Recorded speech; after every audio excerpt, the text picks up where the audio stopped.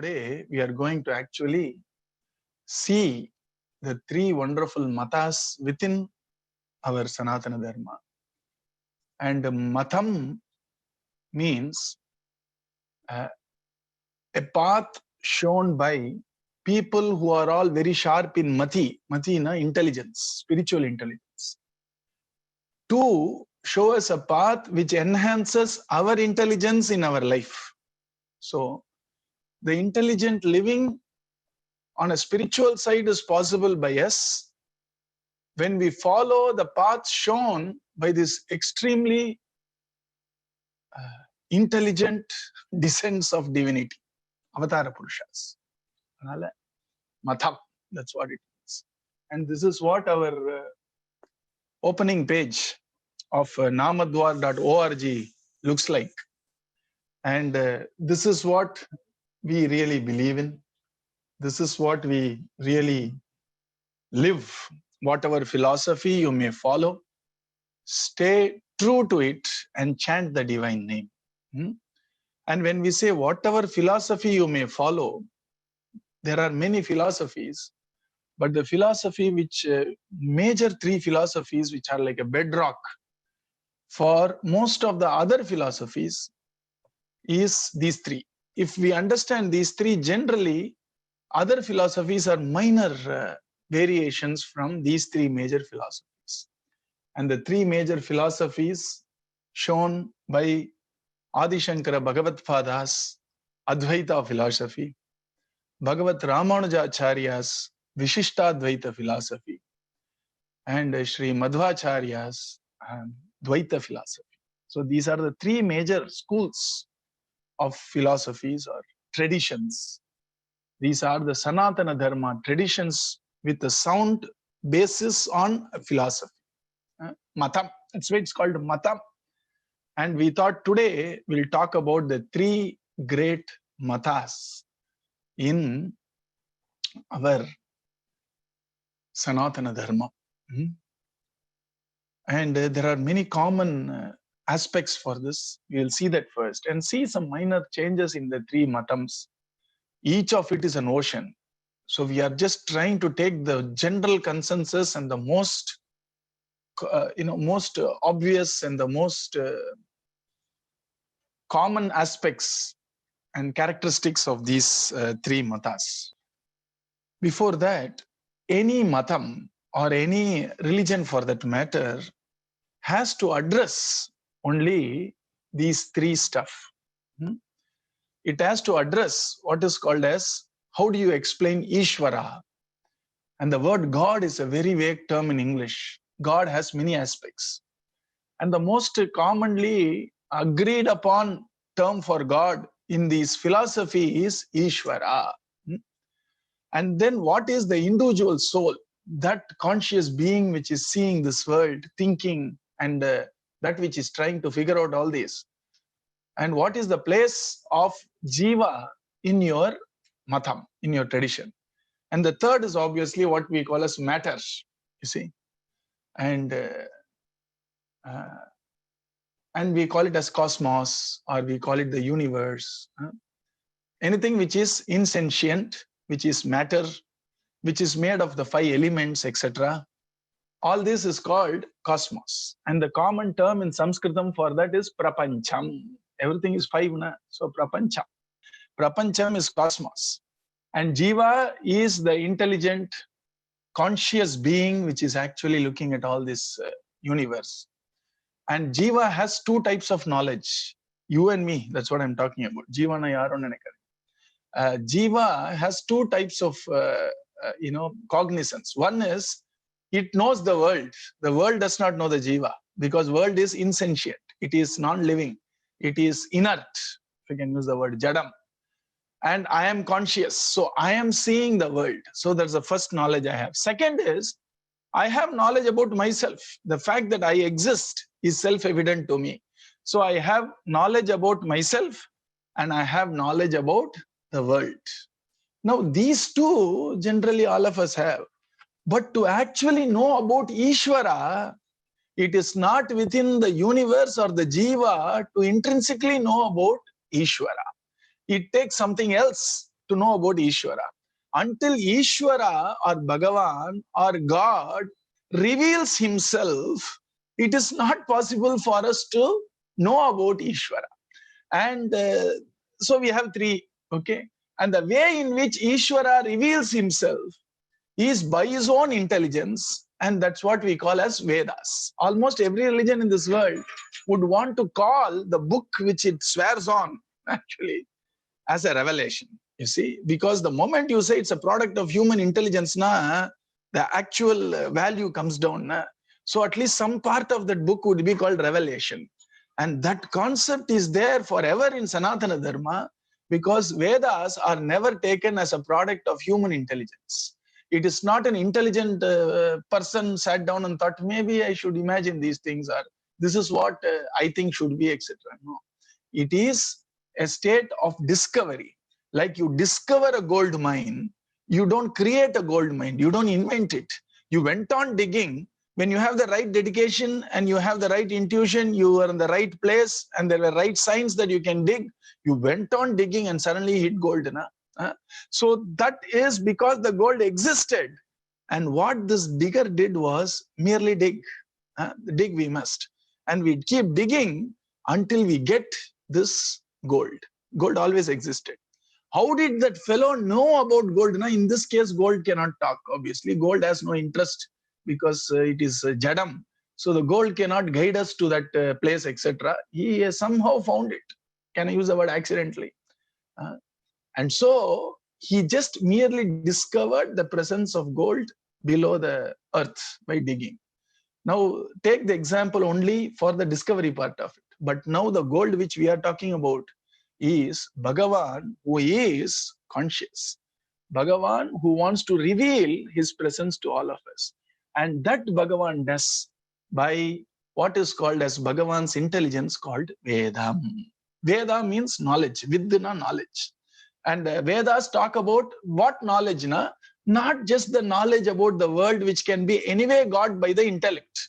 Vedas are basically there to supplement our intellectual knowledge with knowledge which cannot be a product of an intellect, but which can take us to a higher state of an experience and realization.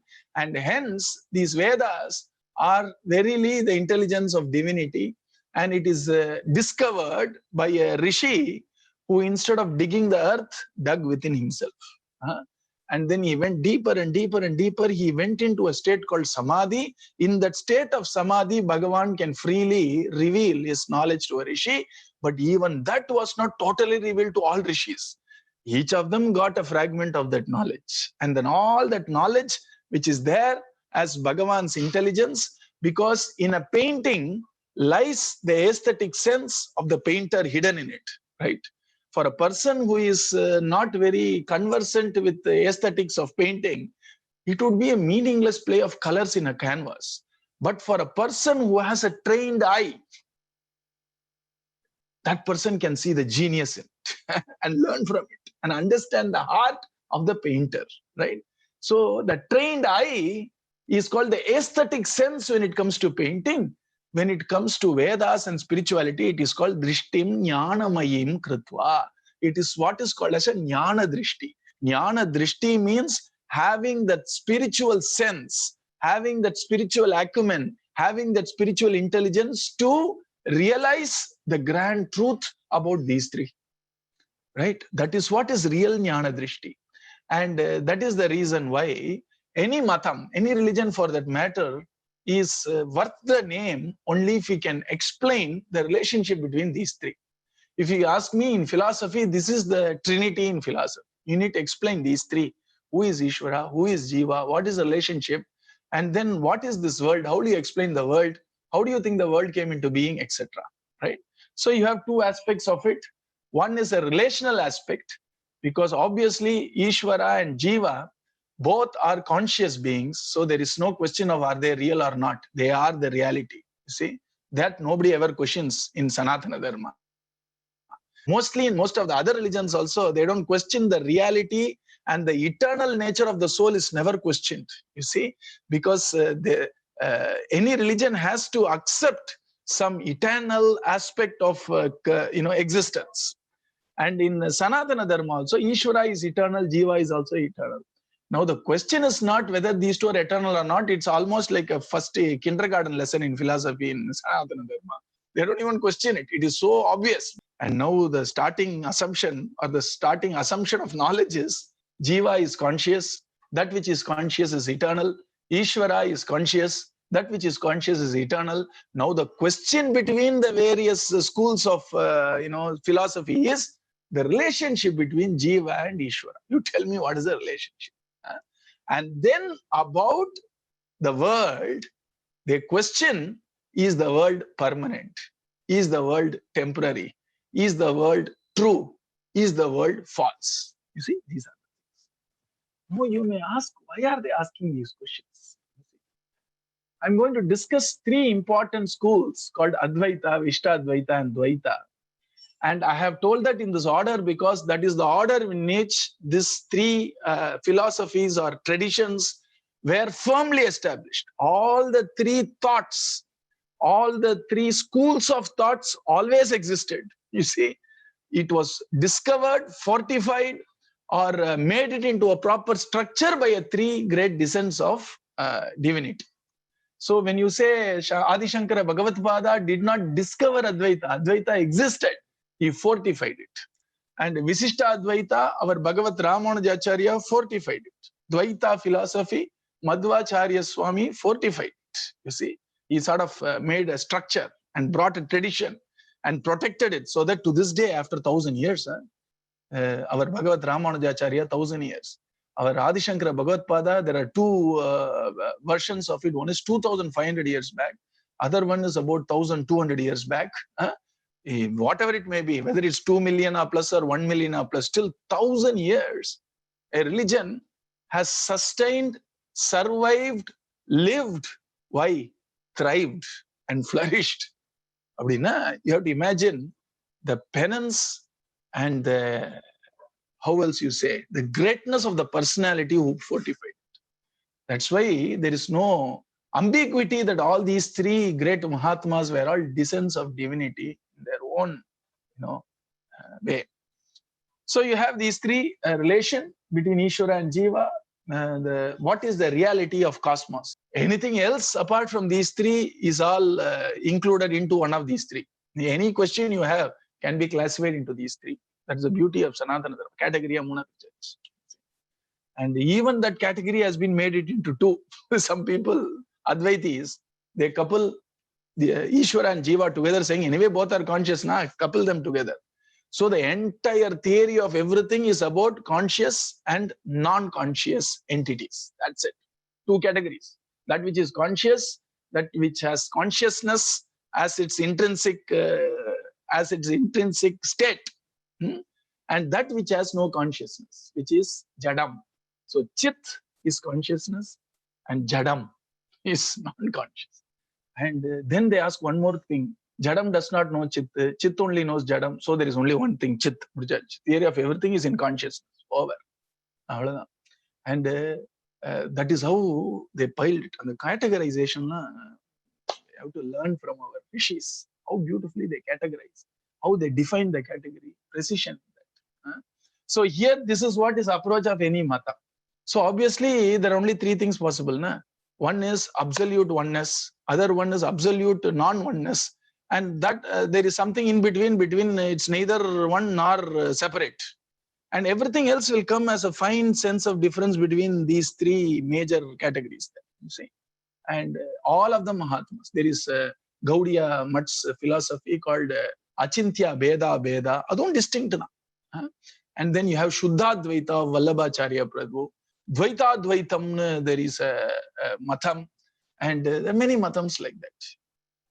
But somehow you can sort of show a relation with all these three major schools of thought. And then let's go a little further. How did they establish a matham? You see, Tattva Vicharam. You may be a giant personality. We revere you. We will offer flower to you. But you can't start a tradition without establishing Tattva Vicharam. You see how many giants have come in India. But they didn't leave a tradition, because even the giant personalities when they are requested, can you please make a sampradaya? They say, I am not here to make a sampradaya, because there are Mahatmas who dissent for sampradayas. And so, how they established is first Vedic authority. Every word they speak, incredible. You now see, when you see an extract of a research paper, everything is annotated, everything is referenced. And you can't put a word, if you are from a very good university, you can't just put an opinion without a basis of that word in that sentence. Generally, people are very afraid of vaccines. How do you know? Show me a research paper. What does generally mean? Is it 30%, 20%? You ask, na? Pramanam. We ask. Like that, every word which Adi Shankara Bhagavad Pada uttered, every word which Bhagavat Ramanujacharya wrote, and every word which Madhvacharya recorded, all these three great Mahatmas, including all the others, did not move away from a Vedic authority. Every sentence of theirs can be traced to a Vedic word. Adha, once when we are talking before our Guru, somebody talked, they talked very well, and Swamiji was very happy, and he said, Pramanatoda pesare. That every word you spoke had the authority of Vedas. Our creativity should not be in dissonance with Vedas. Then danger, you see. And second peculiarity, Adi Shankara Bhagavad Pada was an avatar of Kailashapati, Loka Guru, Jagat Guru, Bhagavan Parameshwaran himself. Bhagavat Ramanujacharya is an avatar of Adisesha himself, Vaikuntathile vandavar.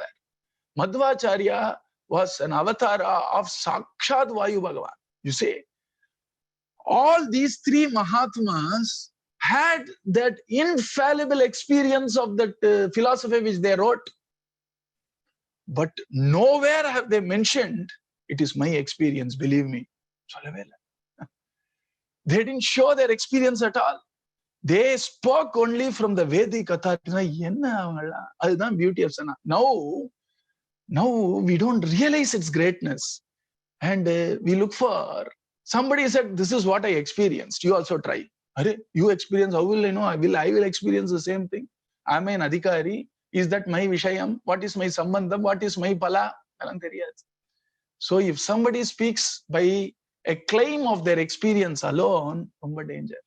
You see, if it is in line with Vedas, even people with genuine experiences of divinity, Adi Shankara Bhagavad Pada finally said it is true.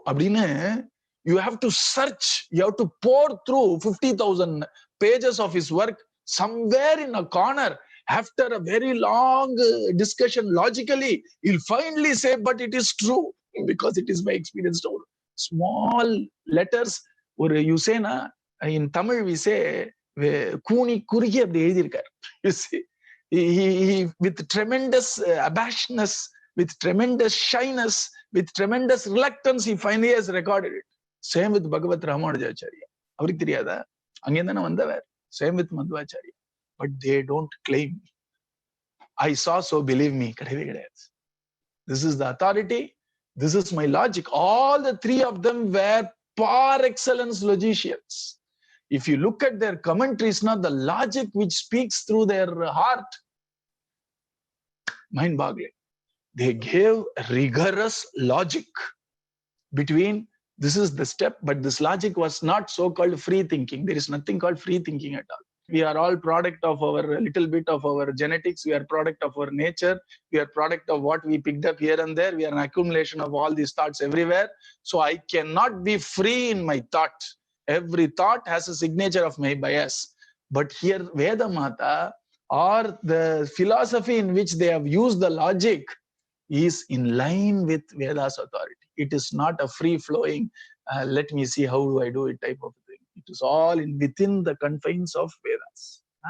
That is the beautiful thing. Advaita and Dvaita, just yedane, but it is almost ulta in its final conclusion. But both swear by Vedas. Both have the same source to glean that meaning. Logic. And they respected logic. They want you to be convinced. They want you to understand what they are saying.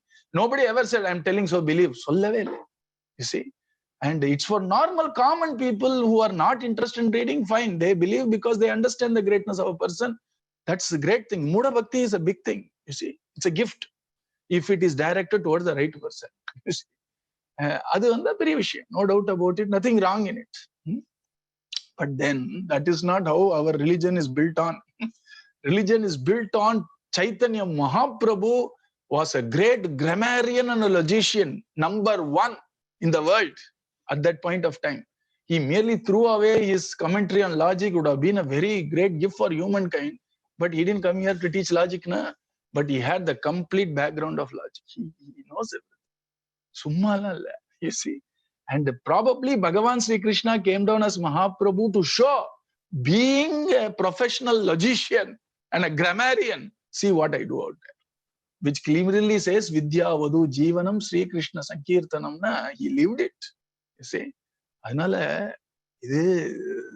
Sanatana Dharma is far deeper than what we can grasp because of its tremendous logic in it. And the beauty is, they did not pervert that logic. They used the logic in line with the divine intelligence of Vedas to glean a philosophy, to glean a means, to glean an end out of it, and showed it as a path, tradition. And they also use our normal day-to-day experiences to fortify, right?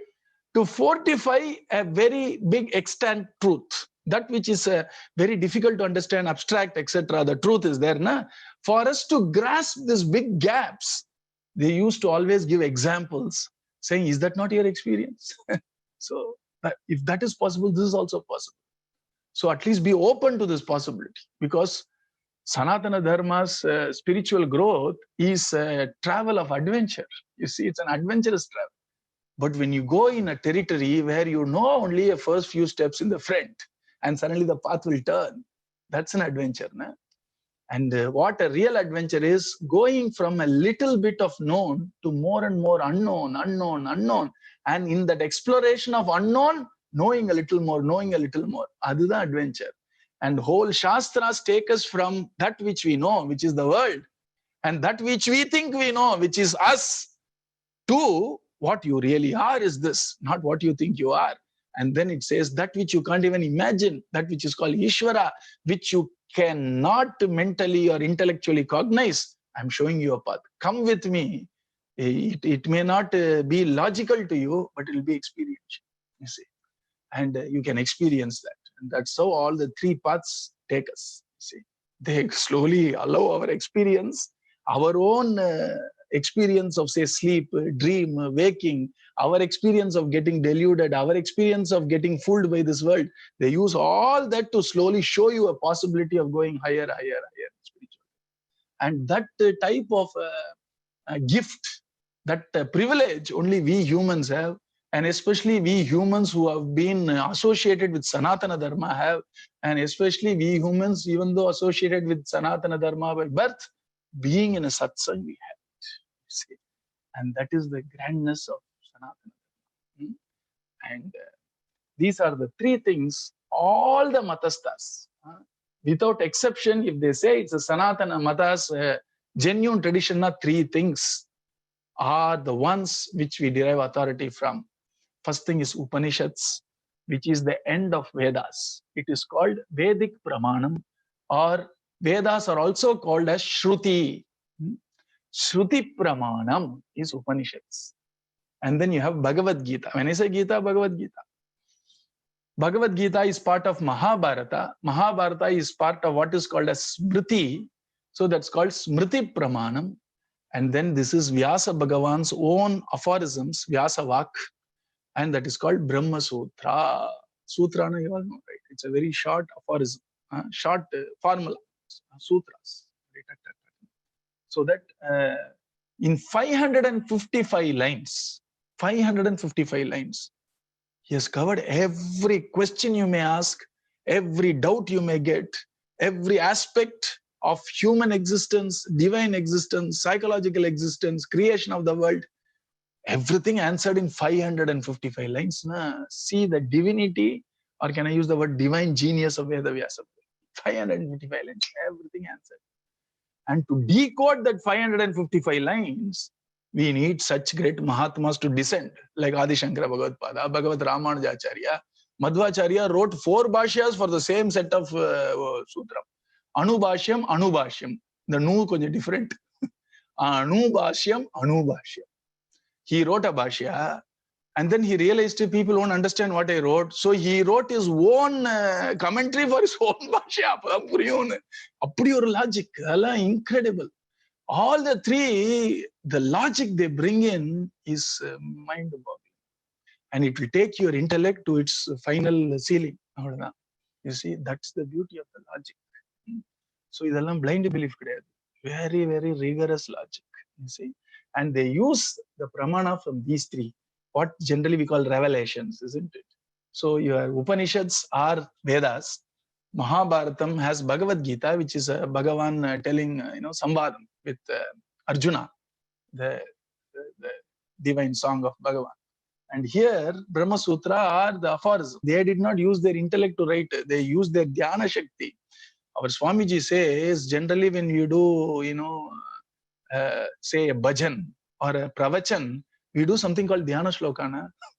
It is not to set our tone and all that. It is there for us to get into the state of the bhava of the author so that we can do justice to what we are trying to either expound or either re-sing or stuff like that. So Dhyana Shlokamna, all these 3 Mahatmas had Vyasa Sakshatkara. In some way or the other, they became one with Vyasa Bhagavan. And then they entered into the heart of Vyasa Bhagavan, understood what it was and wrote. And the Vyasa Bhagavan showed different things to all these 3. Krishna showed different things to all these 3. Let there be diversity. What is there? And depending on that, the Jiva's destiny, depending on Jiva's ruchi, depending on Jiva's, Bhagavan's plan for the Jiva, let them go in one road. Finally, everybody will reach Krishna only. That's no doubt about it. Only the paths differ. Even in the path, the common path for all the 3 is Nama Sankirtana. Nobody ever denied that. Nama Sankirtana moksha dharna kai kubdo. Yes, does. Bhagavan is ulta. Upanishads, our Vedas say Nama Sankirtana leads you to moksha, then who can ever deny that? And that's why we have Nama Siddhantis in Advaitam, Vishtadvaitam, Dvaitam. In Dvaitam, all Dasaru Nama keeps on telling you, chant the Harinama, chant the Harinama. And you will get everything. And then in our Vaishnava Sampradaya, Sri Vaishnava Sampradaya, all the Alvars, Padi, Ravannamam, Vide, Peralame, clean us all. And then in Advaita Sampradaya, finally, Adi Shankara Bhagavad-pada wrote our Sahasranama Bhashya, and then said the greatest dharma is Nama Sankirtanam asya stuti lakshanasya kirtanasya adikye kim karanam uchyate. He gives greatest dharma leading to moksha is 6 reasons, starting from ahimsa, etc. And then finally he told a person who was trying to memorize a grammar aphorism, Pankti. He said, Nahi nahi rakshati dukrunch karane bhajagovindam bhajagovindam bhajagovindam mudamate. So that is the reason why in our Premika Sampradaya, we respect all these 3 Mahatmas. And they have shown very genuine Vedic philosophies. We respect all the 3. And they all have a common point in showing the greatness of the divine name. And that's why our Swamiji has beautifully written this. So it was not as a catchphrase. It is our guiding post, you see. It's our guiding preamble. Whichever philosophy you may follow, be true to it and chant the divine name, because chanting the divine name is a common means, irrespective of any Vedic path we may choose to. And so he said, it doesn't matter. We may be divided by the allegiance we owe to a tradition or whatever, but we can be united by doing Harinama Kirtanam. That is the basic idea about this whole Namadwar, whether website or insight or in us, you see. So here, let us go back to, this is how they established. Is that okay?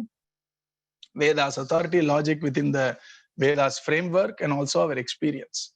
So not only do we get the authority of our knowledge from what we see, what we hear, what we taste, what we smell, what we touch, etc. Not only do we get the authority of knowledge from inference and other logic, we need an extra knowledge when it comes to spirituality from These Vedas, which are nothing but discoveries by rishis who happen to see beyond, you see, and they reveal it. And it is also the intent of divinity to reveal the spiritual path so that we can attain it. If somebody has a house remotely in the woods and you have to go through thick forest to attain his place, unless he shows a road map, how can you ever go there? We'll be lost in the forest only. And it is what is exactly called the Kandharayam solron, we are lost in a forest. And it is Bhagavan who keeps sending these Mahapurushas to torch bearers to show us the path towards the same divinity, which is Bhagavan, or which is Brahman, or which is Paramatma.